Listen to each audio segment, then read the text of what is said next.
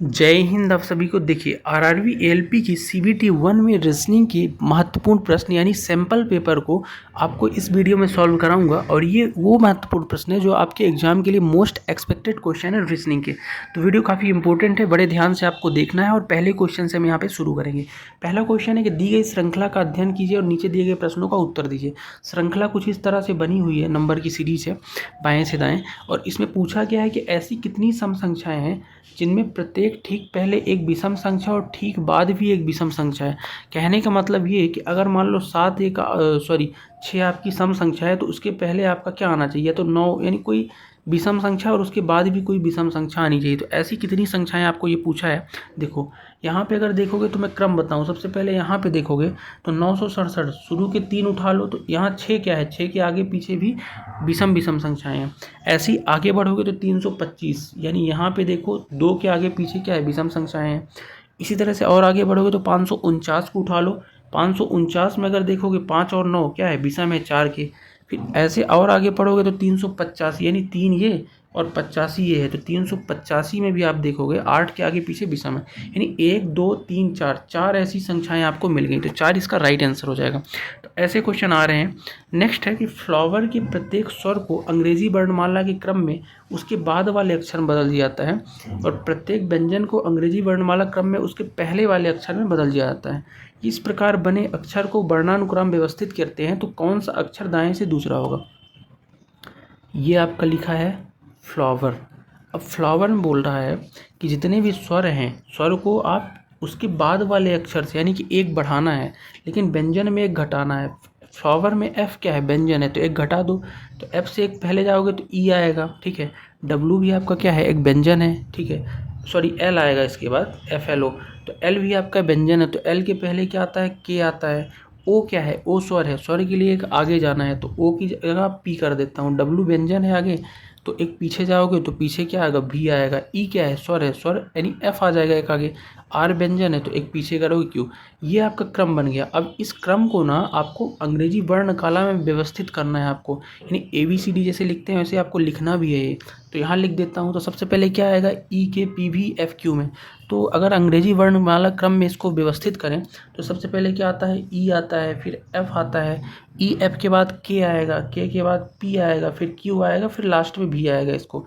अब ऐसा करने के बाद भी कौन सा अक्षर दाएं से दूसरा है, दाएं यानी पीछे से भी है, फिर क्यू है, यानी कि दाएं से दूसरा क्यू हो जाएगा। ये जो कह रहा है आपको वही क्रम व्यवस्थित करते जाना है। नेक्स्ट क्वेश्चन सीटिंग अरेंजमेंट वाला है। सीटिंग अरेंजमेंट को आइए समझ लेते हैं। क्या बोल रहा है कि 6 विद्यार्थी एक वृत्ताकार मेज के चारों ओर केंद्र की ओर मुंह करके बैठे हैं।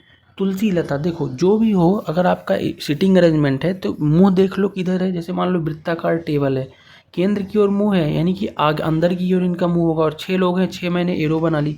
अब परफेक्ट पोजीशन को उठाऊंगा। देखो तुलसी लता के दाएं से दूसरे स्थान पर है, ठीक है। तो लता के दाएं से दूसरे स्थान पर, अगर लता यहाँ पे है तो लता के दाएं से दूसरा स्थान तुलसी कहाँ होगी, यहाँ होगी तुलसी, ठीक है। आगे बढ़ते हैं। आगे अगर देखोगे तो क्या बोला है कि तुलसी देवी और जया दोनों के निकटतम पड़ोसी है। तुलसी जो है ना देवी और जया की निकटतम, तुलसी है कहाँ, यहाँ है, तो देवी और जया को बैठा देता हूँ। ये आपकी क्या हो गई, देवी हो गई, ये आपकी क्या हो गई, जया हो गई। इनके दोनों की निकटतम पड़ोसी है। आगे देखता हूँ कि अमर जो है तुलसी के दाएं से दूसरे स्थान पर बैठा है। अमर तुलसी के दाएं से दूसरे, तुलसी कहाँ है, यहाँ है, तुलसी का दायां दूसरा यानी यहाँ होगा, यहाँ अमर बैठा है, ठीक है। इसके बाद आपके कितने लोग हो गए, 5 हो गए, बचा कौन, एक बचा, एक मनु बच गया, तो मनु को यहाँ बैठा दो जो बच गया, ऑब्वियस सी बात है यहीं बैठेगा। इसके बाद आप पढ़ो क्वेश्चन को, क्या बोल रहा है लास्ट में कि अमर और लता के बीच कौन बैठा है। तो अमर और लता, अमर को देखो, अमर यहाँ है और लता कहाँ है, यहाँ है, तो अमर और लता के बीच तो मनु बैठा है, तो मनु आपका राइट आंसर हो जाएगा, ऑप्शन नंबर 3, ठीक है। तो इस तरह से सिटिंग अरेंजमेंट को जमा लेना है। नेक्स्ट क्वेश्चन है कि दिए गए विकल्पों में से उस अक्षर समूह का चयन किए निम्न श्रृंखला को, यानी सीरीज वाला क्वेश्चन, इस तरह सीरीज है, अगला वाला बताना है क्वेश्चन मार्क जहाँ है। तो सबसे पहले आप क्रम देखो क्या बन रहा है। अगर आप ध्यान से देखोगे ना तो जे से आप जी में जा रहे हो, एक सेकेंड देखो, जे से आप जी में जा रहे हो अगले वाले में तो -3 हो रहा है, फिर आर से ओ में जा रहे हो फिर -3, ओ से अगर देखो बाई से भी में जा रहे हो फिर -3, यानी -3 -3 हर जगह हो रहा है।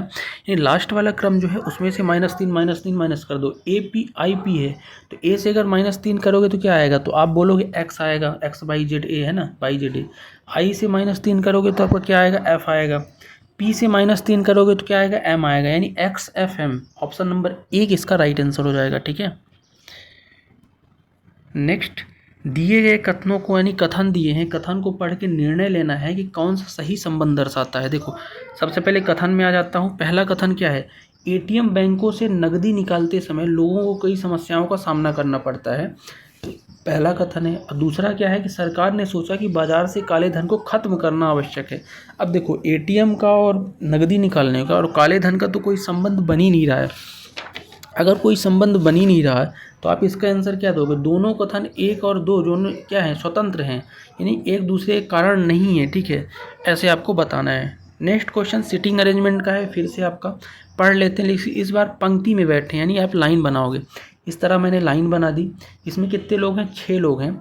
इनके लिए कुछ बताया है, ध्यान से पढ़ते हैं। सबसे पहले परफेक्ट पोजीशन को उठाओ। देखो एफ ई के बाएं से दूसरे स्थान पर है। अगर मान लो आपका ई यहाँ पे है तो ई के बाएं से दूसरे स्थान पे कौन है, यहाँ पे एफ बैठेगा, बैठा देता हूँ। ठीक है, आगे क्या बोल रहा है कि जो जी के बाएं से दूसरे स्थान पर है, जी के बाएं से दूसरे स्थान पर, तो ई की ही बात कर रहा है। ई जो है जी के बाएं से दूसरे स्थान पर है, तो जी किधर बैठाना पड़ेगा, जी यहाँ बैठाना पड़ेगा, तब ना इसके बाएं से दूसरे स्थान पे हो जाएगा। आगे पढ़ते हैं। कह रहा है डी एच के दाएं से दूसरे स्थान पर है। अब डी एच के दाएं से दूसरे स्थान पर है।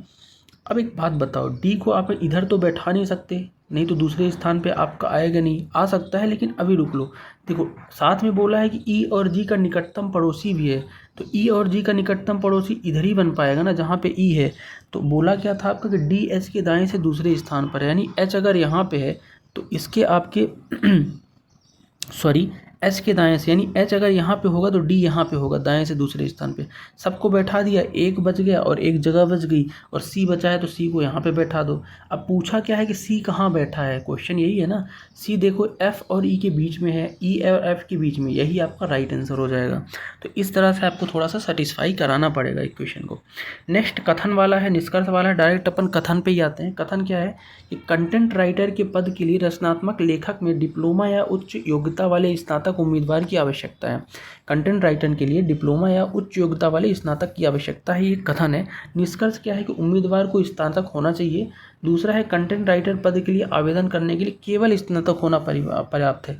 क्या लगता है आपको इसका क्या आंसर हो सकता है? देखो इसका अगर मैं बात करूं तो उम्मीदवार को स्नातक होना चाहिए, बिल्कुल सही बात है। देखो या तो डिप्लोमा हो या उच्च योग्यता वाला स्नातक हो, तो ये तो सही है, लेकिन कंटेंट राइटर के लिए केवल स्नातक ऐसा नहीं है, डिप्लोमा भी चलेगा।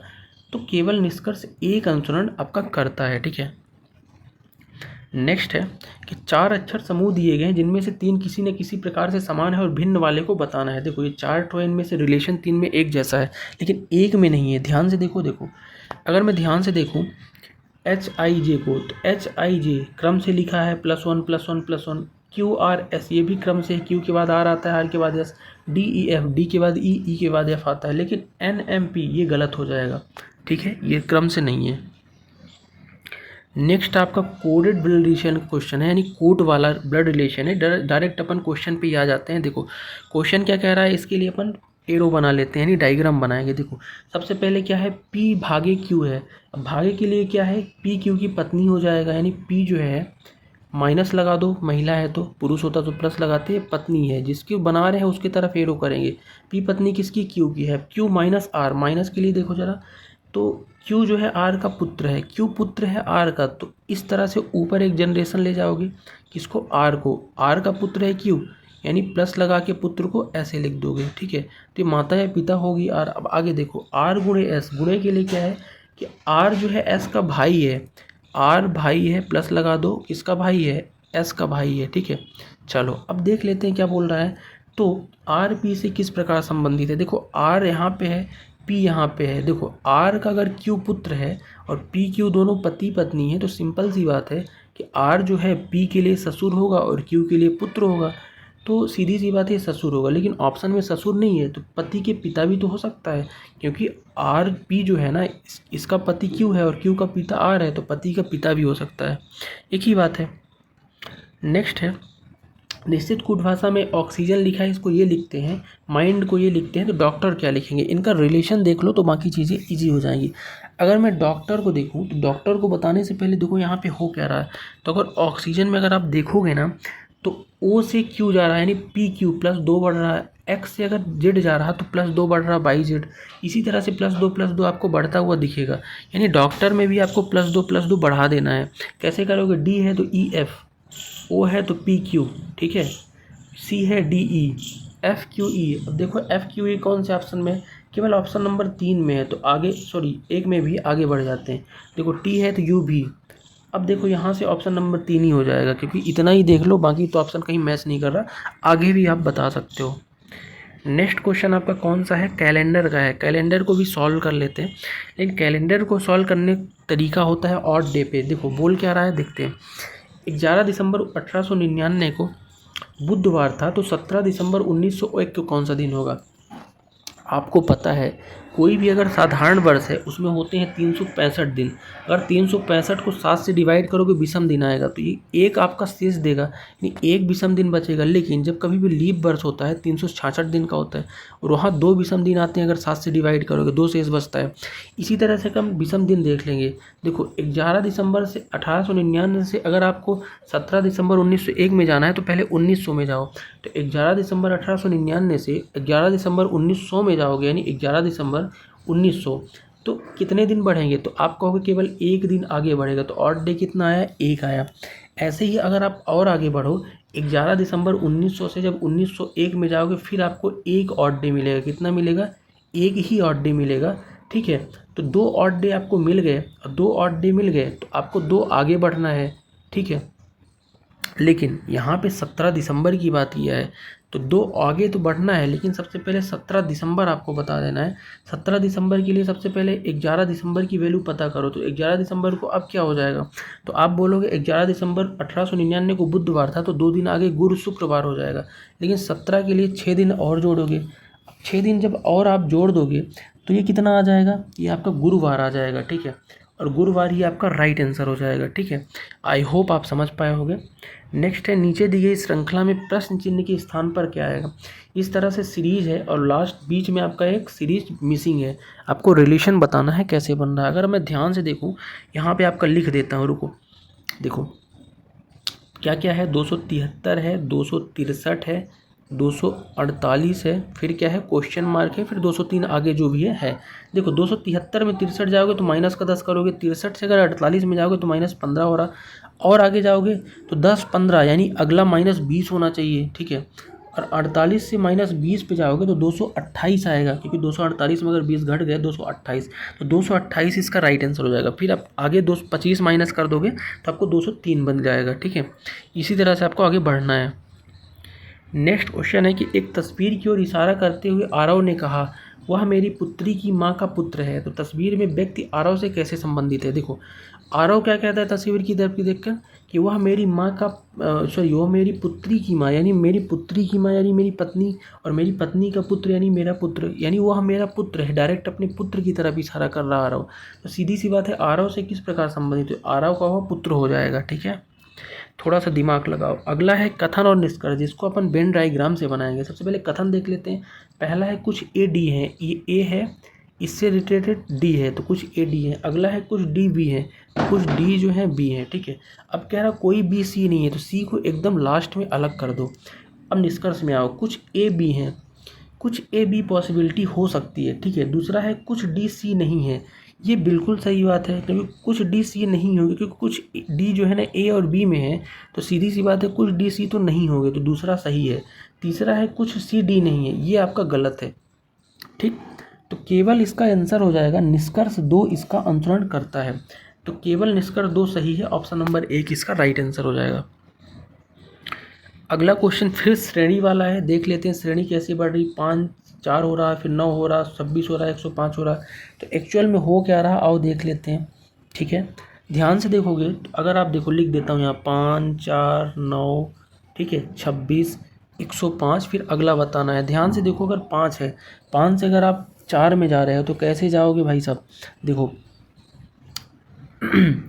5 मिलते कैसे हैं? देखो अगर एक सेकंड, अगर देखो आप तो 5 से अगर 4 में जाओगे तो 5 एक कम 5 यानी गुणे 1 करो और -1 करो, तो 5 एक कम 5, 5 में 1 गए 4 मिलेगा। अब 4 से 9 में जाने के लिए 4 दूनी 8 और +1 यानी गुणे 2 + 1 करो, फिर 9 दूनी 3, इसमें जाओगे तो 3 का गुणा होगा 9 त्रिक 27 यानी गुणे 3 करो और -1 करो।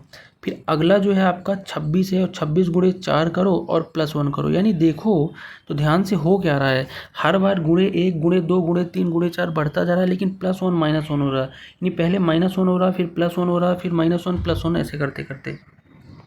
तो यहाँ से अगर आप देखो तो इसी तरह से आगे बढ़ोगे तो 4 से 5 में जाओगे, 105 गुणे 5 करोगे तो 125 आएगा, और इस बार -1 होगा तो 124, ठीक है। सॉरी 105 गुणे 5 करोगे तो 525 होगा, और 1 करोगे माइनस तो 524 आएगा, यानी 524 इसका राइट आंसर हो जाएगा, ठीक है। इस तरह से आपको आगे बढ़ना था, ठीक है। नेक्स्ट आपका ये सीटिंग अरेंजमेंट वाला है, और ये क्वेश्चन ध्यान से देख लो और आपको आंसर बताना है, क्योंकि 2 मैंने सीटिंग अरेंजमेंट बता दिए हैं, तो ये आप पे छोड़ता हूँ, ठीक है। अगला है गणितीय रूप से सही बनाने के लिए निम्न समीकरण में किसका अंक आपस में बदला जाए। अब इस क्वेश्चन में अगर आप ध्यान से देखो ना तो कौन से अंक ऐसे बदल दो कि बराबर 126 आ जाए। ऐसे क्वेश्चन टाइम टेकिंग होते हैं, इसलिए अगर बने तो ठीक है, ना बने तो कुछ समय छोड़ सकते हो। अगर मैं यहाँ 9 और 18 पे डायरेक्ट फोकस करता हूँ, देखो यहाँ पे 9 की जगह 18 रख दूँ तो वैल्यू थोड़ा सा कम हो जाएगी, यानी यही आपका आंसर हो सकता है, क्योंकि 18 नंबर 162 होता है, ठीक है, और वैल्यू भी कम आ जाएगी, तो यही आपका राइट आंसर होगा। और यहाँ पे अगर 18 रखूँगा बोर्डमास के हिसाब से 9 दे जाएगा, 18 नंबर 162 गुणे 16 प्लस 18 की जगह 9 रख दूँ -27, 16 नंबर 144 होगा, और +9 -27 यानी 27 में अगर 9 चले गए तो 18, तो 27 में अगर 9 चले गए तो आपका माइनस का ही बचेगा, और माइनस कितना बचेगा, ये बचेगा 18, तो -18 और 144 में करोगे तो 126 आएगा, तो यही राइट आंसर हो जाएगा, ठीक है। नेक्स्ट क्वेश्चन है कि अगर प्लस को माइनस को इस तरह बोल देते हैं तो इसका आंसर क्या होगा। अब ये सिंपल क्वेश्चन है, 19 नंबर क्वेश्चन का आंसर आपको खुद देना है, पहलू पुट कर करके, है ना, चिन्ह बदल के। नेक्स्ट है 20 में देखते हैं कि निश्चित कूट भाषा में ट्रिप को ये कहते हैं, सम को ये कहते हैं, तो क्लैन को क्या कहेंगे। सिंपल सी बात है, ट्रिप और अगर इसका रिलेशन देख लोगे तो बाकी का रिलेशन बताना आसान होगा।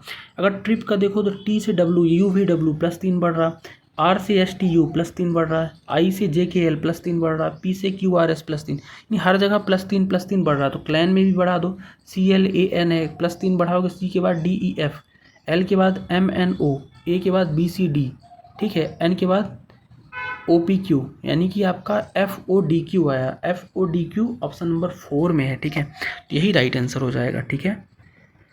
तो ये था रीजनिंग का स्पेशल सैम्पल पेपर, जो आपके लिए बहुत ही इंपॉर्टेंट क्वेश्चन है, ध्यान से आपको देख लेना है। जो क्वेश्चन मैंने छोड़ा है उसका आंसर भी आपको बता ही देना है, ठीक है।